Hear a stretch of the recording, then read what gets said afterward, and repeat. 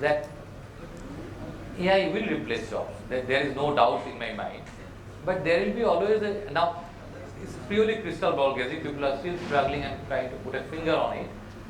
But those who are able to adapt and learn through the course and navigate through it will be more successful than today's world. And I'm pretty sure that because you require at the end of the day leadership, the human connection, the creativity, the imagination. This will only come from human only.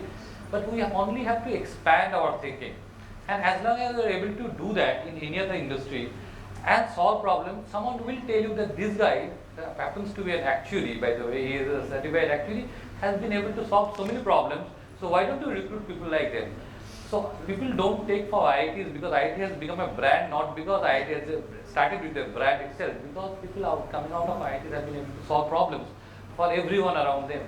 So I think we are in a great position to solve the problem. And because I work with the actuary and I have seen in my organization there are many actuaries and they are great problem solvers. You need to have to have trust in yourself, allow for some level of discomfort from coming out of a protected zone and solve problems. Nothing can stop you, I can tell you, nothing. And I am very bullish the way people have come out to the actuarial profession, the way they have built the foundation, because they have built a very extremely solid foundation and you can take on any role. Ask Vignesh, ask him, everybody they are able to solve problems. They don't say that, because if they say now I am an actuary, give me this privilege, that privilege, I don't think anyone would care. So they don't care. And this is not only that, what profession to take, how it will emerge is something that we also need to see and allow ourselves to be evolved in this area. So as long as you're flexible, open-minded, adaptable, curious, imaginative, all these words are new for an actuary, but I think this is the way it has to be. You should be able to navigate it very easily because you have the solid backing and foundation of a technical. That should give you the confidence that I can solve any problem. I think that confidence is, and then I think any industry it's a matter of. Wonderful. How are we doing on time? We have some time. Okay. So maybe I'll do 2 more questions and then we'll open up. Okay, wonderful. So the next one is for Vignesh. For actuaries considering a non-traditional path, what would be your biggest piece of advice? What step can they take today to explore opportunities beyond insurance? I think I'll try to cover 2 industries beyond insurance. One is the banking industry and one would be the asset management or the capital market, and these are 2 industries where typically I've spent a decent amount of time in my career. I think actuaries need to do a little bit of understanding of how banks or a banking balance sheet, I think very basics, because generally when we meet actuaries or we interview actual students, they are very good with the statistical skill sets, that there is no doubt about it, but the basics are a bit missing. In sense how banks work, what are the basic banking products. I understand that such kind of concepts are not covered as a part of the curriculum, but typically a little bit of a reading helps there. Similarly on the asset management side, so let's say if you're talking about asset management, and if I were to put a question that okay, what kind of statistical skill sets can actuaries add on the asset allocation side? So some kind of a thought process that what can be done, what kind of, because a lot of factor modeling, a lot of statistical modeling happens on the asset management side. So I think that a little bit of an understanding about the industry needs to be there. Obviously that will only come when people get into the industry or maybe they are well read about the industry. So it's more like a chicken and egg problem, that till the point I don't get a break into the industry, how will I get to understand that how that industry functions? But I think that is something where a little bit of a reading needs to happen, because that is what is stopping most of the actuaries into getting into that industry. There is that how will I know about the industry till the point I don't get into it. I'll just share one example, that we had asked one very generic question to one of in one of the interviews to one of the actuaries or actual students, was how does the insurance balance sheet differ from a bank balance sheet? Just that was the one question, and if that is answered, it is done. And I think that student was very prompt in answering in a very basic sense that how it differs. We are not interested in knowing what products and the nitty-gritties, but of how a balance sheet works and how insurance, And if that is done, and we hired that person only on the basis of that.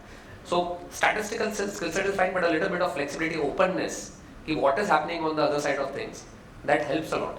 Because people are not expecting on day one that an actuary should know that, okay, how would a bank liability balance profile look like, or bank asset profile look like, because that is what even we understand.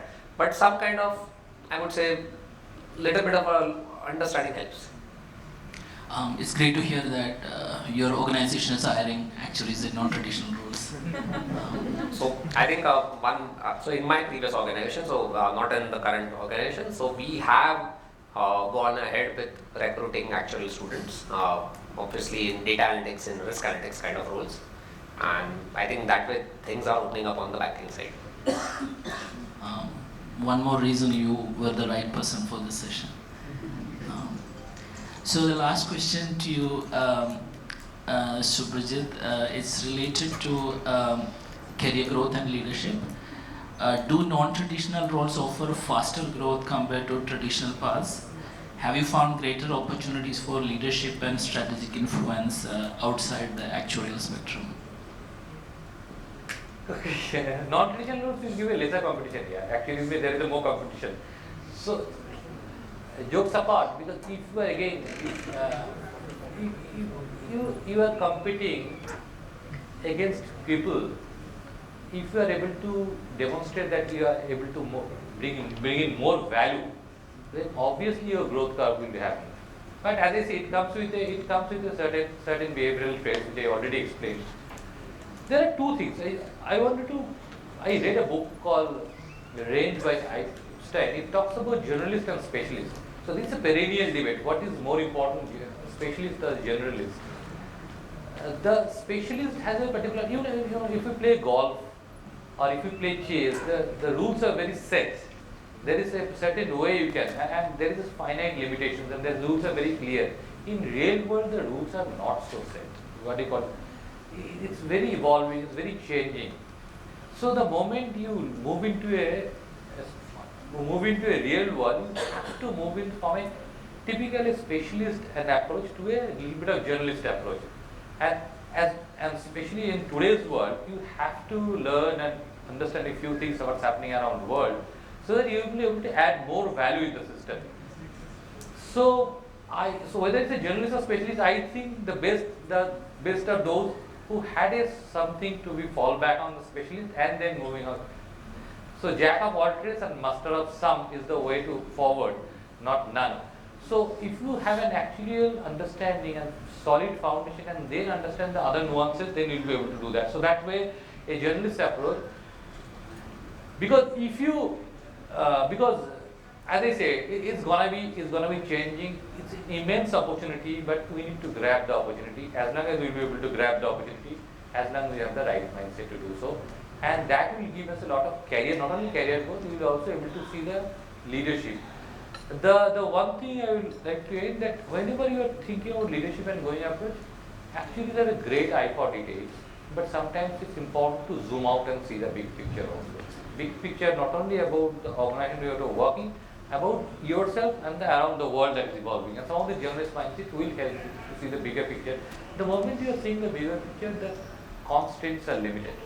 Because we sometimes impose constraint on us, so hopefully you'll be able to see bigger picture and see that. With that, I end. Thank you very much. Can we open up for audience questions?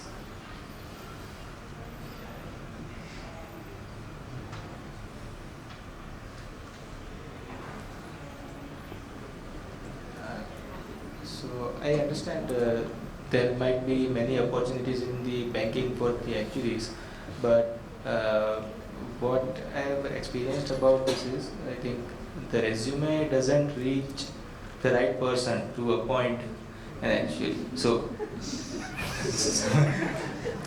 if resume reaches, then they will definitely recognize that this guy is a problem solver. But that's the biggest problem.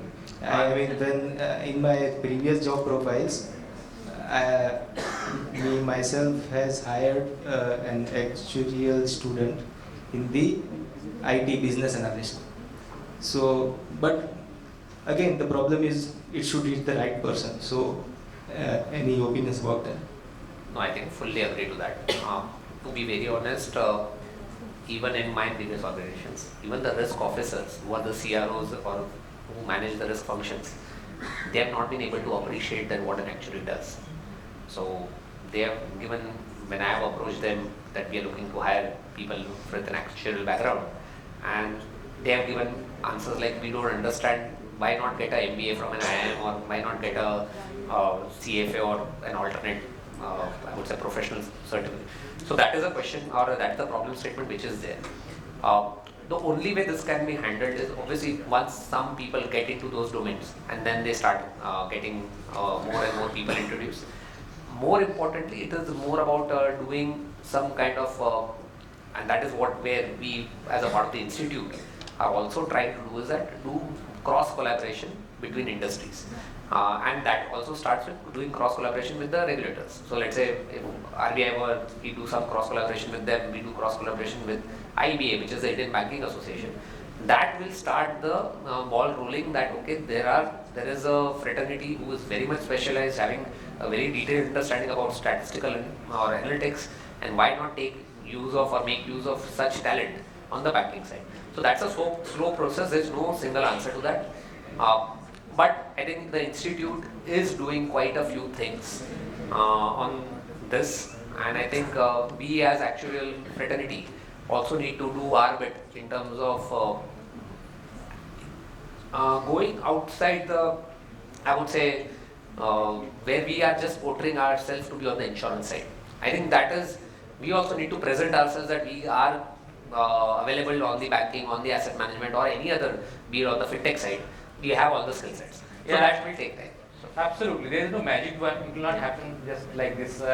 It is a slow burning process, and you all need to do. Institute cannot do on its own. So, for example, in my group now, if you talk about actually everyone knows, and it comes with the respect and ability to. They know they will be able to solve problems. So we all need to evangelize. It's not, we have to a little bit of, cannot think about only ourselves. We need to evangelize the profession and see that what the value will be able to bring in. And if we all do the work rather than confining ourselves to doing only the actuarial work, it should enhance, and it will happen over a period of time. But there is no shortcut to this. And like anything in actuaries, which I like actually, there is no shortcut in it. Shortcut is not sustainable. So there is a long burn process, and it will happen for sure. There is no doubt. Any other questions? So I'll just give one example, just because we're connecting this, and this is a common problem which, as a part of the asset management side, because I'm now associated on the capital market side, we find a lot of CFAs, we find a lot of MBAs who participate in forums, in active discussions, be it on equity, fixed income, on those side. But typically, the involvement from actuarial community is sometimes what we feel is missing. So I think that also helps a lot of participation on those kind of forums or those kind of, I would say, seminars or conferences which are focusing on investment management, because I think actuaries are some of the best investment experts when it comes to, especially on the fixed income and also on the equity side. So these are small steps which help to create, I would say, a linkage. So I think that is something where I think. So for example, in your organization, both in investment and corporate planning, there is an actuarial student working. It's all about, I guess, evangelizing all of us to make it happen. So yes, it will not reach, but over a period of time, they will be hopefully seeking after actuaries.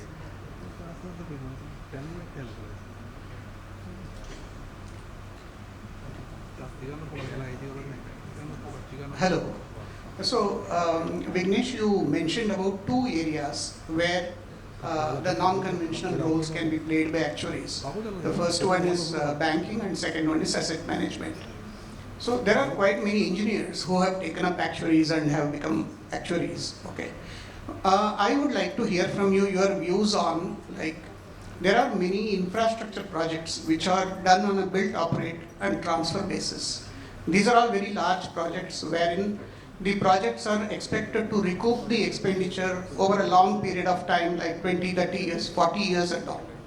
So do you think that there is enough scope for actuaries to play a role in terms of evaluating the feasibility of the projects, or evaluating the profitability, or how soon or how late it will recoup the returns? This is an area where quite a lot of statistics, probability and modeling can be deployed. Would like to hear your views on this. I think surely, but the current setup, how project finance or I think the BOT or those kind of projects work is more on assumptions given by certain valuation or I would say valuation engineers or those kind of firms. So I think actual skill set more on the more than on the banking side can help on the I would say simulation or on the people who prepare the project report, because there is a DPR or a project evaluation plan which is prepared and which comes to a bank for credit underwriting purposes. I think a lot of things can happen there. Reason that is not happening is that there are no regulations that there has to be a minimum. In certain cases you find that there has to be a CA certified report. If those kind of regulations come in, that okay, this has to be evaluated by one actuary, then gradually those things will pick up. I don't see that unless there is some mandate which comes in. It will be like a good to our things, but it will not happen that it will come to an actuary.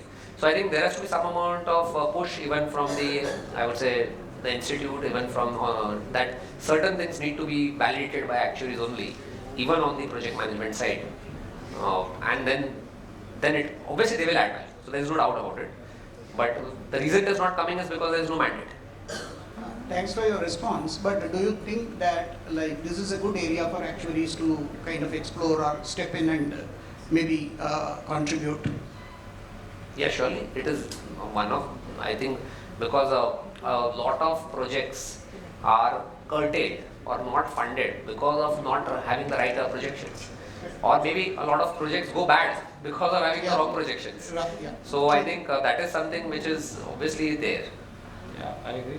Okay, I Thank you. think there are two reasons that can happen. One is that the regulatory intervention that you require for a long-term project. You need intervention of the regulator that you need to get an actuary. And second is sustainability. If those who are doing business understand that, okay, adding actuaries will improve the sustainability quotient of the project. Because again, people usually in the project make a deterministic projection, one single projection and some couple of sensitivities around that. Whereas, as you know, the world is more probabilistic and stochastic than deterministic outcome. And actuaries can keep on demonstrating. These are all things will happen if some actuaries go there and start revising that this may improve your overall sustainable project, then people will follow suit. One has to make the cut and then happen. I think The trigger needs to come from actuaries. Right? yes, I think so. Sustainability has to, all of us, as I say, come out of a shell and advocate some of these things and help them to see the value. They need to see the value. If the deterministic position works them to get the loan approval, which works for them, they will work for them. But if people think about long-term and sustainability, possibly this will help bringing actuaries. It is bringing the actuaries and more it is helping the ecosystem as a whole. I think that as long as we are able to add value to the ecosystem and helping the ecosystem as a whole, it will be much more appreciated and asked for rather than just helping actuaries. I think helping ecosystem is more important. Thank you. So I had a quick thought on that. So I work in a consulting environment, right? And in consulting, you would get traditional actuarial work and some non-traditional actuarial work. What we have observed is that some of the folks in their early years, a lot of times while we see folks sitting here and advocating and saying, okay, we want to participate in non-conventional areas, but a lot of times when an actual work comes in, maybe a lot of people are not ready and saying that, look, this is not actuarial work, right? This may not be something that I am after. How do we bring a change in the mindset of that sort? Is it that should we start or should we stop saying that this is non-traditional? So because the name of the session is also non-conventional. Should we stop saying that there's nothing called as non-conventional? The fact that you pointed out, it's at its core it is problem solving, right? Should we take the conversation towards calling it out as problem solving conversation and stop segregating between what is actual, what is conventional, non-conventional? How do we approach to change that culture to make sure that it is imbibed? Maybe the problem is not as much as can we enter, but are we ready to enter in our mind to be able to do that work? What do you guys think about it? And that's a great question, and I think we actually summarized the entire session today. And yes, I think we have stigmatized ourselves by putting this conventional actuarial and non-conventional, and people might be thinking, and that could be a reality also. And historically, it may have been the case that if you work in actuarials, you get a better pay, better privilege, better something. That's not gonna stay. I trust me, it will merge. I think at the core, it will come back to solving the problem, and those who will be able to solve the problem. And it's not far off. It's not far off. They will be able to. The organization will be able to appreciate that. That protective zone is slowly disappearing. That I will do actually, I will earn this, I will go on my career, is not going to stay for a very long period. As long as you realize that faster, it will be good for us. Then the person who is doing both actuarial and non-actuarial will be able to actually valuable more. Because honestly speaking, today I am seeing a problem in my technology system with some product and product related problem. If actuary is able to solve the problem faster than anyone else, people will call the actuaries to solve the problem. Why should they ask someone else to solve the problem? And there is no good work and no bad work as such. Every work is important as long as it adds value to the organization. And that's a realization after a long time that nothing is. And the more you are able to do that, more you will be able to value. And it will happen only over a period of time as we have more such sessions and more such people talking about. And I would see that the institute organize more sessions which are not those who are working not within the quote unquote actuarial per se, and sharing their experience and being able to bring some of these things. Some session with the young actuaries, how they're experiencing the other problem solving aspect. Honestly, I had 2 IITs fresh out in the actuarial department. Actually, contrary to this. And 2 years they were there. Outstanding problem solver. They just learned things. They didn't even write a paper. Without writing a paper, they learned the thing. They solved a couple of years good pricing problems, and then went to do MBA. Totally. So we have to also look at that. There is no this or that. And so it just everything has to come together. But it's a great problem, and we need to work together to solve this problem in a long and sustainable basis. I think the conventional and non-conventional, there is nothing non-conventional. I think one of the questions was on ERM and climate risk. ERM is actually conventional actuarial work. Now it has been portrayed as a non-conventional work. The ERM as a concept started with insurance companies, then came down to overall asset management, I would say pension funds. Banking, ERM came much later. But now it is being portrayed as if it is a non-conventional area for actuaries. Personally, what I think something which is missing, and I wanted to highlight in as a part of this forum is, I've not seen a lot of, I would say I've not seen people from the actual background working on the asset management side. Very few people I don't know are working on the quant research or on the quantitative modeling side or on the asset management, or where we are working on designing strategies or designing investment approaches. I think that is because of the fact that people want to restrict themselves to the, I would say, core areas where they feel that, okay, we have a certain area where I can get this amount, this many papers, I clear one more paper, we get more, this much is our study incentive, why to get into something else? I think if that exploration starts, and I'm not sure if there could be some people who would be working on that, at least maybe I'm not aware. I think there is a significant amount of, I would say, gap which needs to be filled on that side. Because right now that gap is only being filled by mostly from IIT engineers or from engineers from the, I would say, the top institutes. Whereas I think actuaries are much more capable of filling that gap. Even in my current organization, I have not met anyone from an actuarial background who is working on quant research side. We are not talking about anything else. But quant is a very core area to actuaries. Very good question. I would like to share one thought. Very good question was raised regarding this build, operate, transfer, and what role actually can do. Let me share my experience. I am basically a cost accountant, company secretary, and now actuarial student. Recently, about valuation, I have completed 2 recent courses. There, you might have heard, there is a registered valuers organization under ICM. And they have conducted course on this valuation parameters, on the advanced courses on the AI tools and all that. When I was attending that course, and whatever actuarial inputs as an actuarial student I was giving, I think everybody was thinking that they are getting benefited. So my thought in this, there is a need for inter-institutional coordination.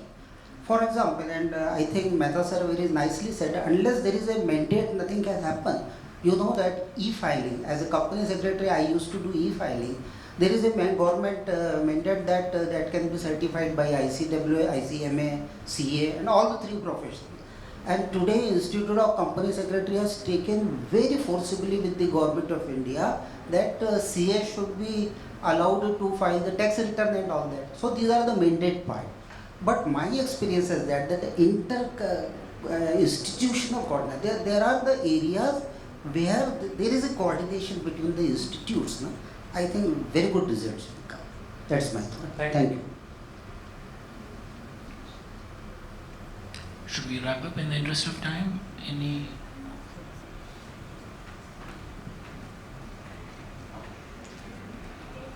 We have one question from the audience.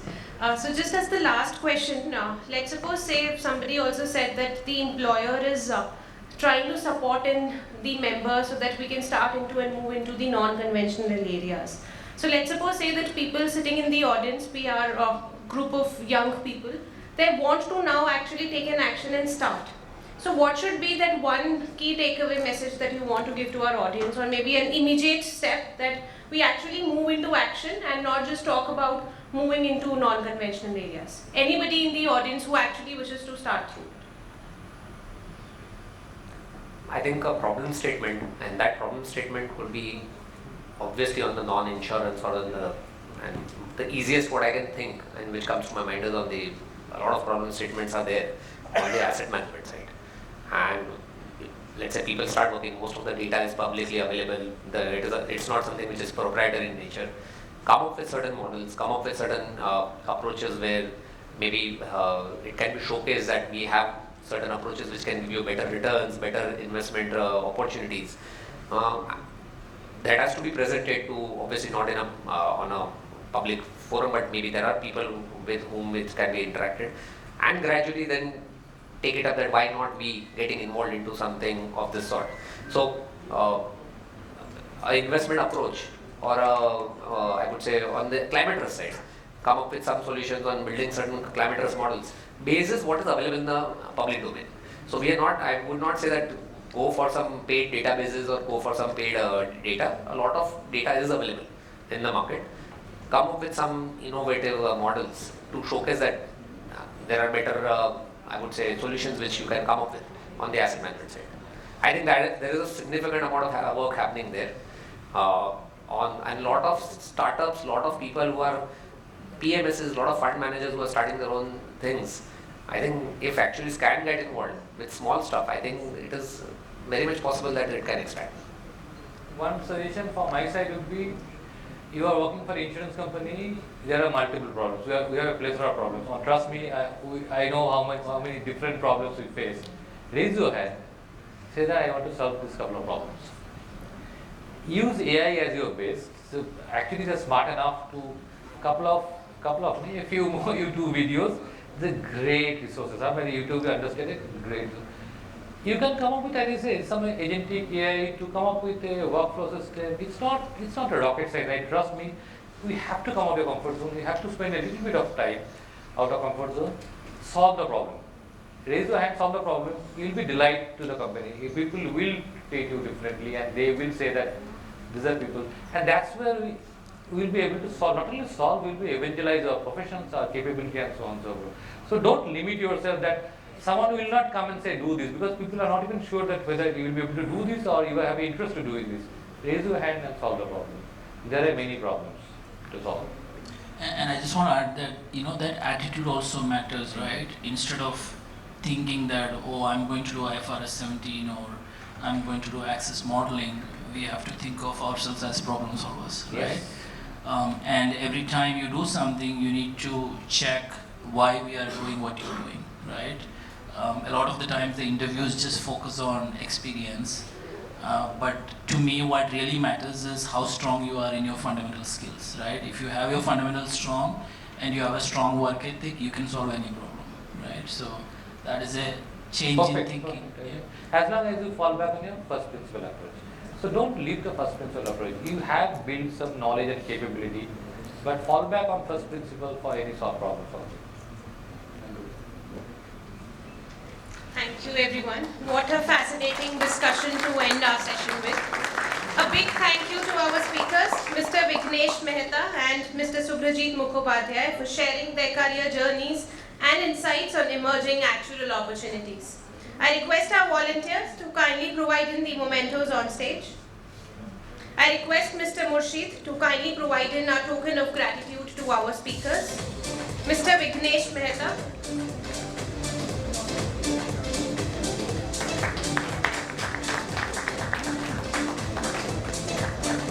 Mr. Subhrajit Mukhopadhyay. May we please have a round of applause. I also request Mr. Ashish Ranjan to kindly come over stage and provide the memento of token to our session chair, Mr. Murshid. May we please have a round of applause for our speakers.